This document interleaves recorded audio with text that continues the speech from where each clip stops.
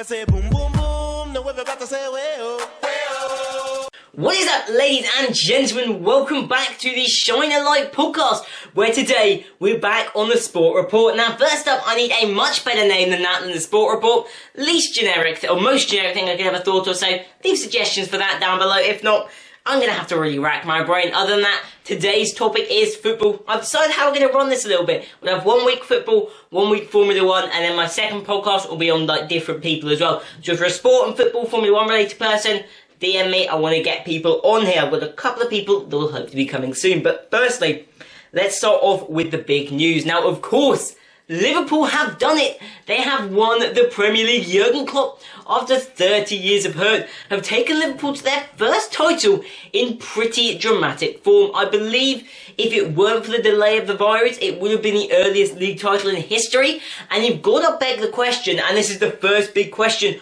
of today's episode as we run through the news. Are Liverpool the greatest team in Premier League history? Now, I was having to think about this earlier. I'd love to hear what you guys think, but I have 6 teams that I think stand head and shoulders above any other side that has been seen in Premier League history. Liverpool 2019-2020, Guardiola that won back-to-back Manchester City, late 2000s Manchester United, 2005 to 2010 Chelsea, late 90s Manchester United, and the Invincibles Arsenal. I think they are these 6 teams that are by far head and shoulders above any other side, and I know a lot of the league titles have been taken by those 6 sides, but I think you look at them, where do they toss up against each other? Now, for me, I'd love to have a bit of Chelsea bias in there, but I reckon probably not fair. I'd say the Manchester United 90s team is probably one of the top ones, for the reason being it was very, very dominant. Also, the only team in English history, I believe, to have won the treble. Yes, they are the only English team to have won the treble in history, so for me, that's got to put them near the top.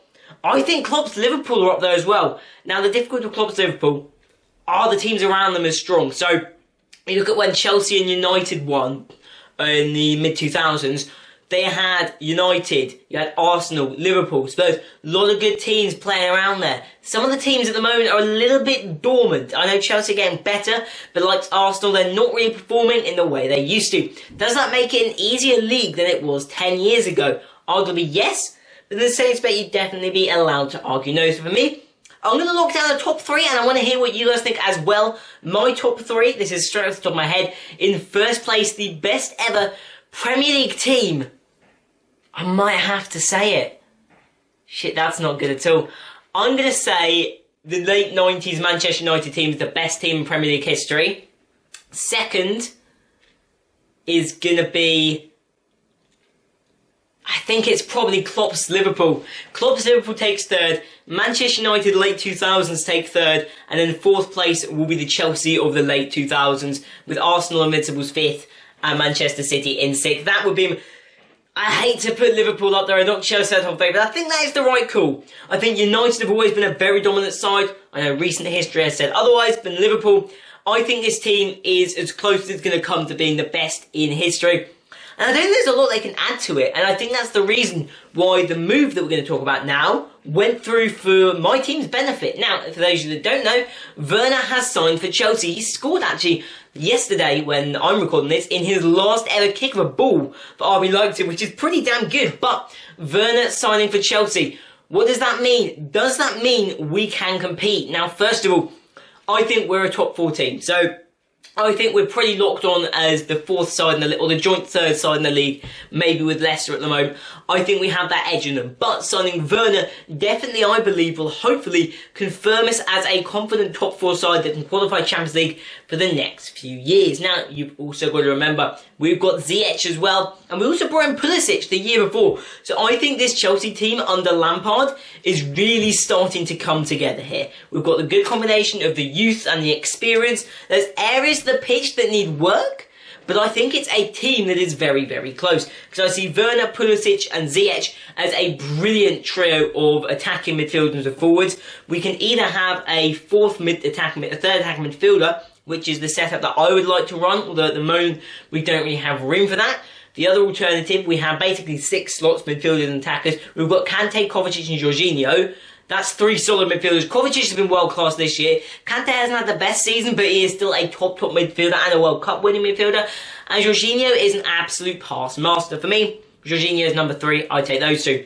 We also have Mason Mount. We also have Hudson-Odoi. We also have Loftus-Cheek. We've got depth on the pitch, I believe, that's going to really help us. And if we can bring in one more signing, I reckon we're comfortable top 4 and maybe able to compete with City in the next season. Now, what about the defence, though? Defence, a little bit more ropey. I like Reece James. Reece James, I think, could be our right back for years to come. Left back is the place where we're looking most vulnerable. We have Alonso and we have Emerson.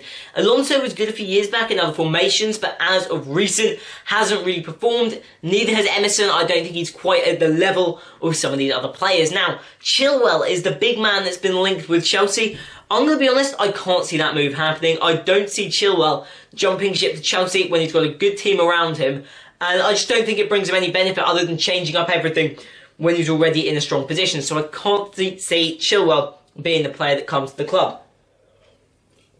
However, that said, there are going to be options around that we need to be looking at. For example, one man that I'm interested in is Angelino. For those that don't remember him, he played for PSV last year, or the year before last. He's a Spanish left-back, currently out on loan, I believe, at Leipzig as well. He's somewhere in the Bundesliga. Technically a Manchester City player, but we kind of steal players from each other all the time, so I'm not too bad on that. I don't think Guardiola really has him in his plans, to be honest, because despite the fact that Mendy has been awful for them, he's been an injury crop for half-time, not really performed. Zinchenko's been alright. They brought him back after a good season with PSV, and then loaned him straight back out again, which seemed like the biggest waste for me, but each to their own. I guess it had a purpose and maybe he's coming in the future. But I think we could swipe him. And if not, I think Aspie needs to be our left back. Experience, level head. He's coming to the end of his Blues career, I think. I think maybe it's time for him to move on. But once he's got a bit of time, I wouldn't mind seeing him at the club. Now, in terms of other players who could spring to mind, I think Kurzawa might be coming out of contract, although I don't think he's quite the world-class level. I think he's about the same kind of ability as an Alonso.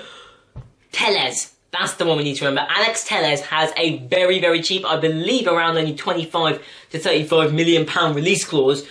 Porto need to get rid of him so they don't get nothing. He's the man I need to be seeing, if not Tagliafico. Those are the two that I'd be looking at. Angelino, Tagliafico and Telles, one of them needs to become Chelsea right back. Now, more on former Chelsea players. We've got a lot of former Chelsea players actually coming up today. Ian Robben, in just a short bit of news, out of retirement, and we love to see it. We can't wait to see him back. Yes, it's at Groningen, but I kind of like seeing players that are like legends leave their come out of retirement to play for their old team. I really like it when that happens. In other news, should David Luiz have been allowed to sign a new contract with Arsenal? Now, after the City game, you'd have to say no. However, I think he's a good player. Now, this is going to have to be a very cautious statement. Is he the ability he used to be? He's like 32, 33 now. I believe he was born in 87, if I'm correct. So he'll be about 32, 33. He's not at his peak in his PSG or good Chelsea days. He is very clumsy at the back. But sometimes he gets the job done. And I think the thing he also brings is he is a leader.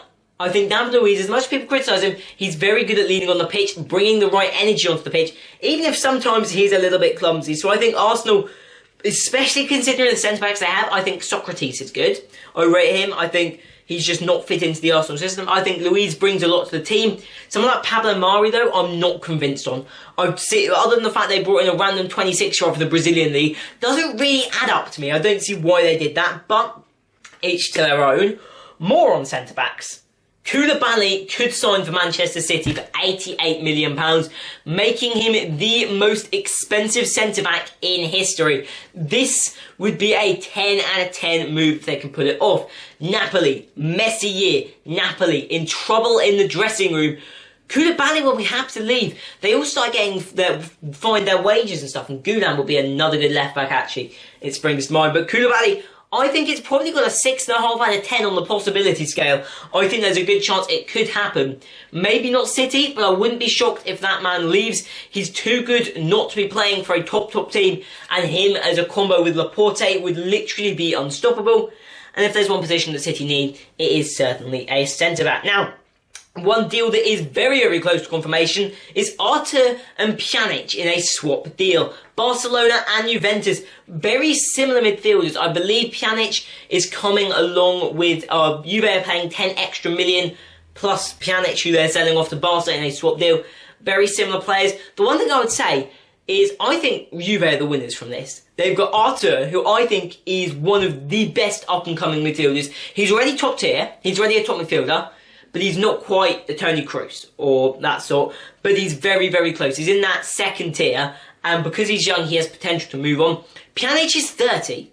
He's not going to get better. Now, I know that's a little bit generic, FIFA saying, oh, he's hit 30. And midfielders tend to be able to run the game for a little bit longer. But if I were Barcelona, I'd be looking at it saying, we have De Jong and we have Arthur. What more do we need in our midfield? I know Pjanic is good short term, but you have Vidal, you have Busquets. I don't think it was a very good move on Barca's terms. Now, maybe there was other reasons for a breakdown in it. Maybe it could be due to European rules. Maybe they didn't have enough Euro players in their squad, and that could be the reason. Or maybe they had an excess of non-Europeans.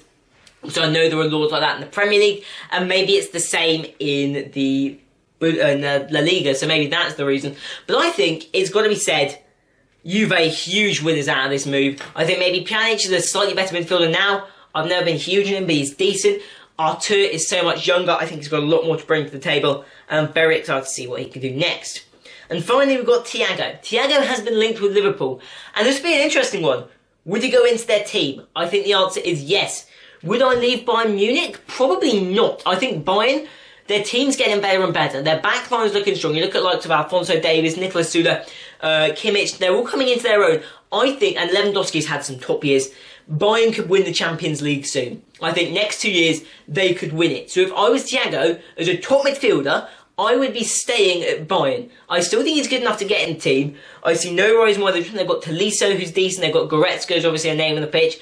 But I think he gets in the starting lineup enough to warrant staying at the team. And to be honest, I don't think Liverpool need him. Not especially in the style that they play. You look at the midfielders they have, he doesn't bring a lot more compared to who they already have. They have Henderson and Fabinho as their CDMs. He kind of play in a similar role to a Keita, who they've already got a strong dribbling, decent physicality, or not decent, but strong dribbling, strong passing midfielder like Keita. I don't think they need Thiago. So, for me, this is a 4 out of 10 in happening. But that is the end of our first part of this segment of the podcast. As I said, I have more segments to this now. Our second segment is legend status. Now, apologies, but I've been wanting to bring different sections and stuff to this podcast to make it a little bit more unique. Now, I know we did a couple of game shows a little while back, and this is sort of a similar sort of thing. It's not really a game show, but it's something I want to have as a thing that we can build up over time. And this is called Legend Status. How it's work, it's basically a tier ranking. And hopefully, when we get guests on in the future, I'll be giving them 3 legends, or I'll be looking at 3 legends myself and deciding where I rank them. Now, I'd love to hear what you guys think of where I rank these legends. If you have suggestions for who you'd like me to rank, leave them in the comments below. There's so many people to pick, but there are 5 stages. Greatest in the game, left your Maradonas, your Pelés. Then you've got a player for the ages. Someone that really has been around the block, is a star, probably won some good major trophies, but isn't quite the greatest of all time. You then have a memorable name, maybe someone that maybe played for a slightly lower tier, a slightly smaller team, but was still a top name, or someone that was more not the star player in a top team. You then have a small town hero, someone that maybe is a little overrated in their legend status and is spoken about a little too hallowedly and a little too much reverence for the quality that they bring. And then the final section, quite simply, who? And that's going to be, are they really a legend? The answer is no. And today we have 3 men on our podcast. No, we don't have these 3 men on our podcast. That would be amazing. We have Petr Cech, we have Roger Milla, and we have Luka Modric. Now, yes, I am still going to occasionally pick players that are playing, but I won't pick someone at the beginning of their career. I'll pick someone at the end, like Luka Modric. So, we're going to start off with Petr Cech. Now, I don't think he's the greatest in the game. I think there have been better keepers throughout history. You look at someone like a Lev Yashin, I think he would go ahead. Maybe a Schmeichel would go ahead of him. Maybe, and a Casillas and a Buffon. I don't think he's quite to that level. But in the same respect, you've got to consider a good 10 to 12 years at Chelsea that he spent, where he won the Champions League, multiple league titles, I believe over 100 caps, I would assume, for the Czech Republic. That's got to be all considered to something fairly respectable. So for that reason, my first player on the list is going to be Petr Cech, and he's the first person in this legend status section. He's going to go into Player of the Ages, the second tier. I don't think he's first tier, but he's definitely a legend we all remember. Now, my second one, Luka Modric. Some people seem to really like him. He's really had an up and down career like few others. So, on the one hand, you look at Modric and you say, Ballon d'Or winner. You've already got to be looking at a greatest of all time Player of the Ages kind of section here. However, controversial win. Many don't believe he was the man that should have picked it up. And at other times in his career, he's had criticism as well. When he was at Spurs, he wasn't the greatest. And then when he moved to La Liga in 2013 to Real Madrid, he was put as the worst signing of the summer window. So he's had adversity, to be fair. But you've got to look at other respects. He was a key role in that Croatia team, let's be blunt. In that 2018 Croatia team that went to the World Cup final, Modric is a key player along with Rakitic, Brozovic, Perisic. That midfield was so important in getting a team that aren't really the biggest, considering they were Spain's, Germany's, I suppose Italy weren't actually there, Brazil's, England's, maybe not, but you get the idea. I don't think Modric, you've got to respect him for that, sorry. But in the same respect, is he in the same level as a Petr Cech? Or is he in the same level as the likes of a Gattuso sort of player? Is the kind of man I'm looking at in that second section? I'm going to say no. I don't think he's a small town hero. He's a lot better than that. So for me, he's going to go into a memorable name, the third tier of our lot. Now, if you disagree, leave in the comments down below once again. And finally, we have Roger Milla. Now, I think I'm going to upset some people here. I've done a bit of research on Roger Milla, and I'm going to put him in small town hero. Now, say what you want about this, but here is the evidence. Yes, he had some big moments for Cameroon at the World Cups, but did he actually do that much? I looked at his individual awards and what he won as a player. He didn't really go outside the likes of France particularly, never played for a top team, only winning, I think, the Cameroonian First Division and maybe a French Cup at one stage. Never really won anything at club level, which suggests to me maybe he's one of those players where the face is bigger than the actual performance, and I think he's exactly one of those where, yes, he's an awesome name to remember, great quiz answer, but maybe not quite an icon in the same way as the likes of a Petr Cech. And I'm going to back that evidence up. I've got to say, he's not going to go there. He's going to be our first small town hero. He's not going to be a who. You've got to say, if you're making those kind of waves at a World Cup, you've got to be a somebody, but I don't think he's a memorable name. I don't think he's quite enough to deserve that, considering he really didn't play for anyone particularly spectacular, and he really didn't win anything. So, we have our first three players. Petr Cech, a player for the ages. Luka Modric, a memorable name. And then Roger Milla, a small town hero. Leave in the comments down below who I should do next, also who I should get on the show. And our next topic is the best and the worst of Twitter. This is going to be one that we're going to run for Formula 1 and football when we do both the sports. I've got a few opinions here, 5 in total, that I'm going to talk about that I've seen on Twitter over the past few weeks. Now, the first one comes from ISY Maria 1, saying an unpopular opinion, I think United should loan Greenwood to a team where he'll be allowed to start game in, game out. A team that plays good football too, like a Salzburg or a Dortmund when they've gotten rid of Haaland. Now, I don't think that's unpopular. I think that's a good call, but there's obviously a risk to it. So, on the one hand, you look at Greenwood now, and you've got to say, he's the man on the block. He's the star kid. How long is he going to stay that way? United have Rashford. Martial scored a hat-trick the other day. So you've got to consider they have good forwards. And I think Rashford is one of the best forwards in the league. So I think Rashford, Martial, James and Greenwood can be their rotational four for the future. Also, the fact that Igalo has been playing a bit. I know it's the FA Cup and stuff, but still, he's been playing a bit. Also, I forgot to mention Bruno Fernandes. God damn that man. But I think maybe a year out on loan, but he's got to be to the right club. And I think this guy highlights one good team, one not so good team. So Dortmund, not the place to go. Maybe if Haaland goes, but I can't see that being in the next 3 years. You look at the likes of Lewandowski and Aubameyang, that sort of player who's been at Borussia Dortmund. They were there until around the age of 25, 26. So you've got to consider that I don't think Haaland will be at Dortmund till he's 26, but I do think he'll be at Dortmund till at least 22, 23. I think he's got a few more years at Dortmund before he'll move on to a top team, I don't think he'll jump ship that quickly. Salzburg, on the other hand, the team that lost Haaland, I think that's an excellent call, frankly. The Austrian League, not the most competitive, but considering Greenwood is 17, 18 years of age, you've got to look at it and say, yeah, that's somewhere where he could fit in. He's a top player playing in a weaker league because he's that younger age. He'd get good competition, a good set of players that's setting him up. The downside with Salzburg, I believe they have a lot of high potential youngsters already in the forward position, which may make things difficult from getting in the team. But I think they've made a very good point here. Maybe a loan is the thing for the Greenwood, but I think if he's going to go out on loan, almost as they've put it, he needs to go to someone like a Salzburg where they're still getting European competition. I think European football is crucial for a player like Greenwood. I'm trying to think where he could go. You don't really want to be... He could go to a Portugal, but players tend to get swamped over there. Holland maybe would be a possibility. They're very good at bringing through their youth. I don't know who's particularly missing forwards at the moment. I think Ajax are fairly set with Dusan Tadic. PSV have Donjan Marlon. So maybe a final. Groningen maybe. Maybe he can learn from the best with Iron Robben. That would be quite something as a duo up front there. But I think Salzburg, a very good suggestion. Maybe up north to Celtic. Could be a possibility. I think maybe a little bit too flat-track bully kind of setup over there. You don't also... Young Englishmen, we're not exactly the best when it comes to languages and fitting in. You look at the likes of Bale, you look at Brits abroad, we don't always perform so well. The only place I would say is maybe Germany is an option. Maybe, I believe Hoffenheim got European football, so maybe Hoffenheim would be a place he could go as a possibility. But our next one, Jonesy 17 FIFA, a little bit more questionable. I genuinely think Pogba's the best midfielder in the world. He's just different.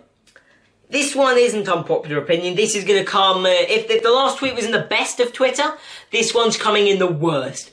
Pogba is... He's not world-class. Maybe he is just world-class. But I think there are comfortably 10 to 12 midfielders I would take over Pogba. He's too flashy. United do this. They sign flashy players. They don't sign the best for the team anymore. I think one player's going to change the game. And Pogba is a game changer. But... for a midfielder, I just want someone that can play solid and play hard week in, week out. Pogba doesn't always bring that consistency like someone like a De Bruyne can bring, someone like a Valverde can bring, someone like a De Jong can bring, even a Thiago, Henderson, Fabinho. I would probably take Henderson over Pogba. He wouldn't get in the Chelsea midfield for me. I don't think he goes ahead of Kovacic or Kante. Maybe he can play in the cam role further forward, so maybe he goes there, but he's not playing that same deep role. Do I think he could go in the Liverpool team? Probably not again. No, I wouldn't put him there.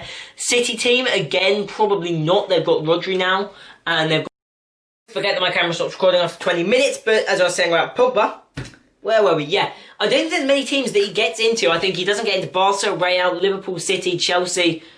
I think there's a Bayern and maybe Juventus. I think there's probably a good 7 teams he doesn't get into, which suggests to me there's at least 10 to 12 midfielders better than Pogba. Definitely not. That's going in the worst of Twitter. End of story. Now, we've got George and Saba. Unpopular opinion. Football is better without the crowds. That's an interesting one. That, I can't lie. Not going to agree in the slightest, but an interesting opinion.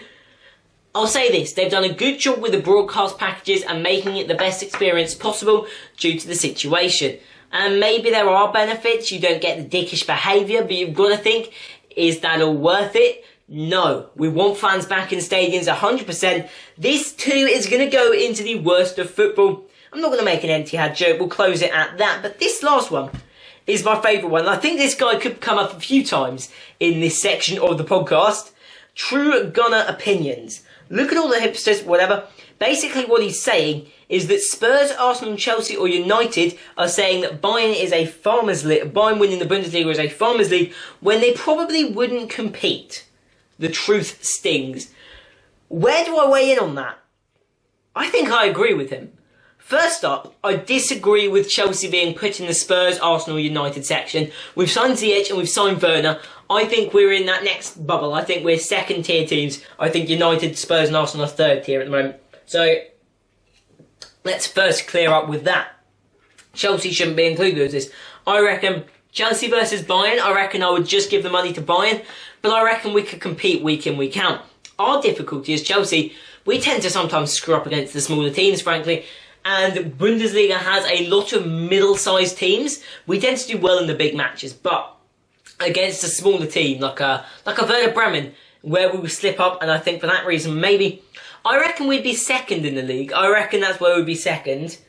Then Arsenal. No, we'll leave Arsenal to last because they'll be at the back. United, I reckon they'd be third. No, fourth. I reckon United would be fourth, behind Dortmund, Leipzig and Bayern. I reckon Chelsea are just behind Bayern. I reckon United would get that fourth Champions League spot. Tottenham, I reckon they're about level with a Gladbach or a Wolfsburg or a Schalke or a Leverkusen, that sort of team. So really, they would be jumping up down the league. They'd be 4th to 10th sort of team. Really depends on the season they're having as to how well they're going to perform as a team. And Arsenal, mid-table. Quite like mid-table. I think they could have a good few years where they bank Europa League football, but I think especially considering the messiness of their defence and the fact that there are a lot of potent teams in the Bundesliga, I think they would struggle a lot. And I think maybe the Bundesliga has some very good defences in the middle. You look at some of the players that play, the likes of Stark, who play in a mid-tier team like Hoffenheim. They're very good defenders to be playing for that sort of side. So I'm going to say Chelsea is second, Spurs and Arsenal, United are a 4th team, Spurs are kind of a 4th to 7th, and then Arsenal are kind of a 6th to 10th sort of team, the Bundesliga. And I think this guy's right. I'm going to back him. That's going to go in the best. So we've got 2 bests and 2 worsts this week in football Twitter. So shout out to those people. They're not getting a shout out, but we'll roll with it. And finally, the final section of this podcast is going to be the quiz section. Now, I really liked when I did quiz questions the other week. I'm going to have 5 quiz questions each week. If I've got a guest on, I'll do it to them. If not, or either way, you guys can compete as well. I will reveal the answers on next week's podcast. You'll have to wait to find out how you do. Comment your scores down below, and if I have other YouTubers on this, or just other people in general, I will get them to have scores, and we'll create a nice little leaderboard. But our first question is FA Cup weekend. So we're going to base it a little around that. And my first question is, who scored the winning goal in the 2013 FA Cup final as Wigan shocked Manchester City? A quick note, every single one of these is worth 1 point, so you've got a total of 5 coming up. Then, back on the FA Cup, what was special about the 2006-2007 FA Cup final between Chelsea and Manchester United? Third, who has played in the most FA Cup finals in history? And a bonus question, how many have they played in? Next, we're switching tack. I was watching the Euro 96 game the other day. I watched the first bit of that England-Germany back on then. But we're not talking about that semi-final game. We're talking about the final, which England weren't at. It was Czech Republic versus Germany, with Germany coming out victorious. And it was special because it was the first time that a golden goal had won in the final. But who scored that golden goal? Very unique bit of knowledge. And then finally, we have been talking about Iron Robin.